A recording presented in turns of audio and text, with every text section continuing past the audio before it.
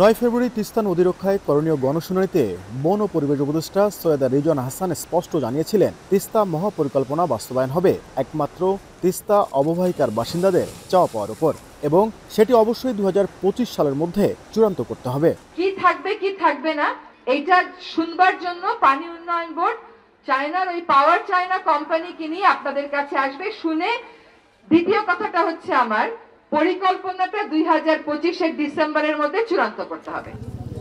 ঠিক এক মাস পর তিস্তা মহাপরিকল্পনার সমীক্ষা চূড়ান্ত করতে প্রথমবারের মতো তিস্তা অববাহিকার ৫ জেলায় হতে যাচ্ছে গণশুনানি। ৯ মার্চ গাইবান্ধা থেকে শুরু হবে এই শুনানি, যেখানে পাওয়ার চায়না তিস্তা নিয়ে করা সমীক্ষা তুলে ধরবে, যাতে সরাসরি মত দ্বিমত প্রকাশ করবেন তিস্তা পাড়ের বাসিন্দারা ছাড়াও তিস্তা নিয়ে কাজ করছে এমন ব্যক্তি প্রতিষ্ঠান। পানি উন্নয়ন বোর্ড বলছে, নদী পাড়ের বসবাসকারীদের ভাবনা গুরুত্ব পাবে মহাপরিকল্পনায় কি থাকবে কি থাকবে না। জনগণ যে মতামত দেবে এই মতামতগুলো আমরা পাওয়ার চায়নাকে তো সেদিনও নেবে, আমরা এরপরে রিটেন আকারে দিব, দেওয়ার পর যাতে এইগুলো ওদের স্টাডির ভিতরে ইনক্লুড হয়।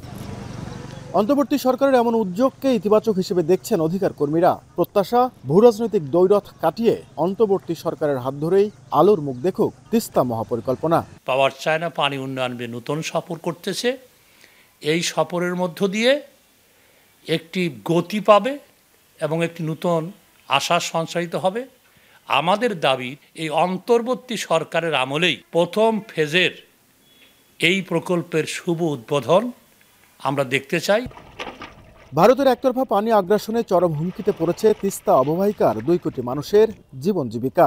এমন পরিস্থিতি থেকে বাঁচতে দীর্ঘ সময় ধরে তিস্তা পাড়ের বাসিন্দারা আন্দোলন গড়ে তোলেন মহাপরিকল্পনা বাস্তবায়নের।